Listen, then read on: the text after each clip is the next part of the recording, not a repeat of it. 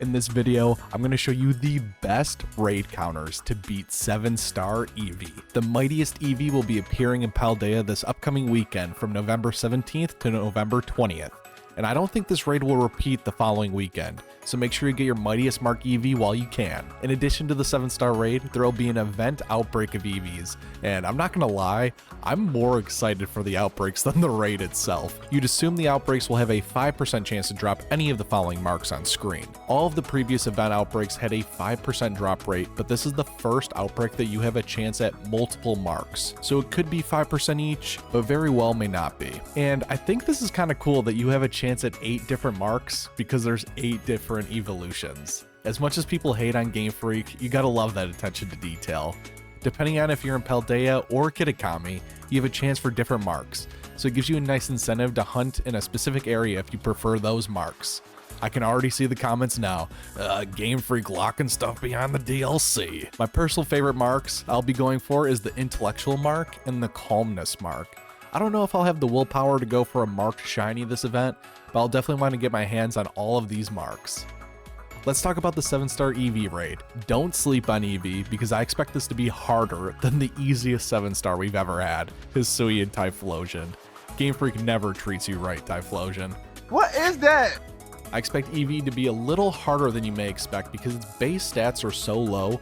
Game Freak kind of needs to buff it to counter out the fact that it's an unevolved Pokemon and make it worthy of the 7-star moniker. Usually 7-star raids have a 30 to 35 times HP multiplier, but 2 raids in the past have had a 50 times HP multiplier to make them even harder, Pikachu and Mewtwo. And Pikachu and Mewtwo were also the only 2 Pokemon who had held items during their raids, Light Ball and Chesto Berry respectively. So it's safe to assume that 7-star Eevee will also have a 50 times HP multiplier and hold an item. Pokemon Cast on Twitter mentioned the Eevee held item, and I completely agree. There's not really an item that's specific for Eevee, like how Pikachu has its Light Ball, but the Eevee on the Evolution Pokémon, it just fits perfectly. If Eevee has Eevee, both of its defenses will double.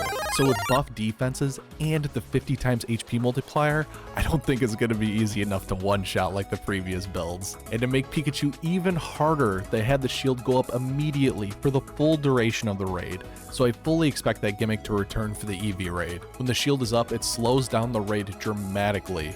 So with all that in mind, I don't think Eevee will be as easy as one would initially think. Let's dive deeper into Eevee's potential set.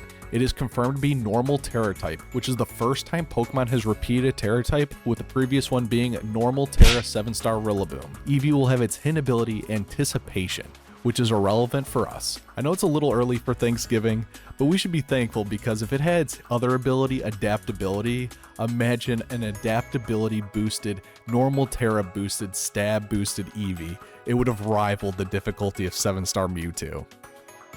Eevee's move pool isn't the best. I think it'd be cool if it had a move type for all of its evolutions, so Hydro Pump in honor of Vaporeon, Flare Blitz in honor of Flareon, etc. Eevee doesn't learn those moves naturally, so I doubt that will happen. Or maybe it can learn a special move that's specific to the Mightiest Eevee, something like Extreme Speed, for example, as a plus for defeating and catching the 7-star Eevee in addition to the Mightiest Mark. There's so much cool potential with this raid, but speaking realistically, I would expect Double Edge as its strong normal stab and Shadow Ball to hit any ghost types that are immune to its normal stab attacks. Other than that, I wouldn't really make your raid builds around any other moves. Like, it gets access to moves like Ground type, Mud Slap, and Fighting type Double Kick, which are definitely possible, but we'll have to see when the raid goes live on Friday. Eevee could also run some really annoying status moves like Calm Mind, Yawn, Wish, Charm, or Tickle. So with all that out of the way, let's jump into the best raid builds to beat 7-star Eevee. First on the list has gotta be Galarian Zapdos.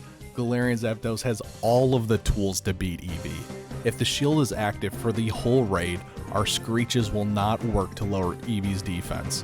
So we need to find a way to debuff the Eevee's defenses through its shield, so we can beat Eevee more efficiently. And Zapdos' signature move, super effective Stab Thunderous Kick, will always, 100% of the time, lower the target's defense by 1 stage, so it'll work through shields. And thank you Vengeful in my community for bringing to my attention that Zapdos also gets access to Knockoff, so you can use Knockoff to get rid of Eevee's potential Eviolite item. technically dropping Eevee's defense in half for the entire raid. If Eevee has Eviolite, in my opinion, Knockoff is a must-have move for this raid. And Zapdos has the Defiant ability, so if Eevee tries to use any debuffing moves like Tickle, your attack will be boosted instead of lowered. For the rest of the moves, I recommend Bulk Up to buff yourself, and something like Focus Energy is a decent move to fish for critical hits. For Nature and EVs, I recommend Adamant Nature with max HP and max attack, and Shell Bell is really good on Galarian Zapdos because you'll deal more and more damage with every Thunderous Kick, meaning you'll heal more and more HP with every use. Next on our list is the mightiest Hisuian Decidueye. Its super effective signature move Triple Arrows isn't as good as Zapdos' Thunderous Kick, but it's a great Walmart option if you don't have access to Zapdos.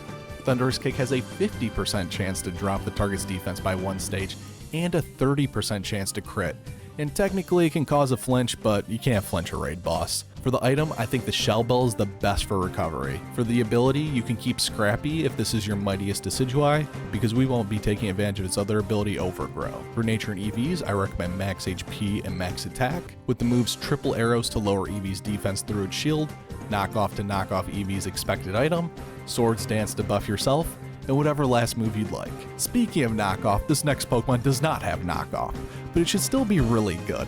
It's Scarlet's box legendary Koraidon. For item, I recommend, say it with me, Shell Bell for recovery.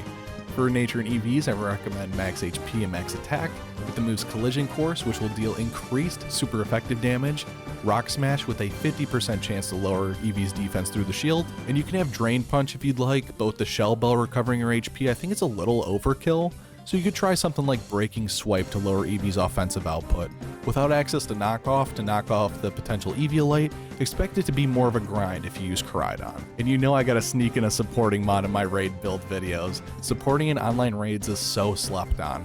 I'm telling you, you'll win more raids if you support your teammates who don't have a supporting bone in their body. And I guess I'm kind of obsessed with Salazzle lately because it slithers its way into another one of my raid build videos. So if you build Salazzle for Hisuian Decidueye, you can use that Salazzle for Eevee as well. We will have to change some of its moves though to be the most optimal for this specific raid. For supporting Pokemon, I like to use a passive recovery item like a Black Sludge or a Berry, so I don't have to rely on dealing damage to heal. For ability, it doesn't really matter on this build, so no need to waste an ability patch or capsule. I recommend the Impish Nature with max HP and max defense to try to be as bulky as possible. And I will warn you, you will take about 37 to 44% from a Tera normal stab boosted double edge, even with max bulk with this EV spread. So expect to feint at least once, but in my opinion, feigning only once in a raid will not lose you or your teammates the raid. But Salazzle has two really good moves for this raid that made me want to include it. For moves, I recommend its signature move Fire Lash, which is like Thunderous Kick. It has a 100% chance to always lower the target's defense through shield. I fully expect physical fighting types to be the, let's say, meta for this raid, so any Pokemon who can lower defense through a shield will be really good. And the other move is Knock Off to stop any Eviolite shenanigans. You can run Helping Hand to help your damagers deal even more damage, and the last move can be something like Mud Slap to lower Eevee's accuracy to allow you to live more turns. With this build, you'll want to knock off turn 1, and then spam Fire Lash till your teammates finish the raid, so I wouldn't focus on its other moves too much. And before we jump into the last entry, if you're enjoying the content, if you could like the video and subscribe to the channel, it would really help me out in my battle against the 7-star YouTube algorithm. I greatly appreciate the Helping Hand buff. When we get to 1,000 subscribers, I'll be tier listing every single Scarlet and Violet Pokemon for rating. And if we hit that subscriber goal before the Indigo disc drops, I'll have to include all of the Indigo disc Pokemon as well. So if you want to watch me suffer tier listing hundreds of Pokemon, subscribe. Last Pokemon I want to highlight in this video is Lucario.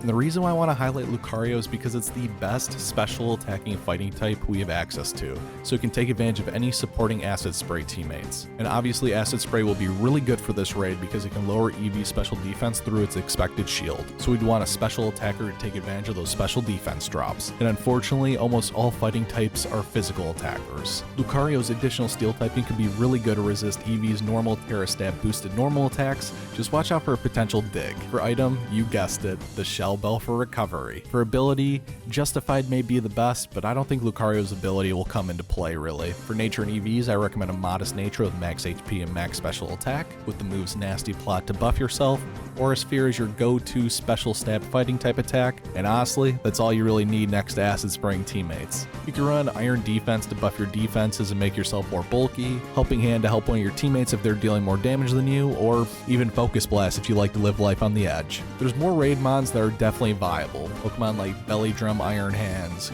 Guts Flame Orb Hariyama, or maybe even Annihilape, but this video is the best Eevee raid counters, not all Eevee raid counters. Let me know in the comments, do you think this will be harder or easier than 7-star Hisuian Typhlosion? Thank you all so much for watching. Like the video if you liked, disliked if you didn't, and until next time, see ya!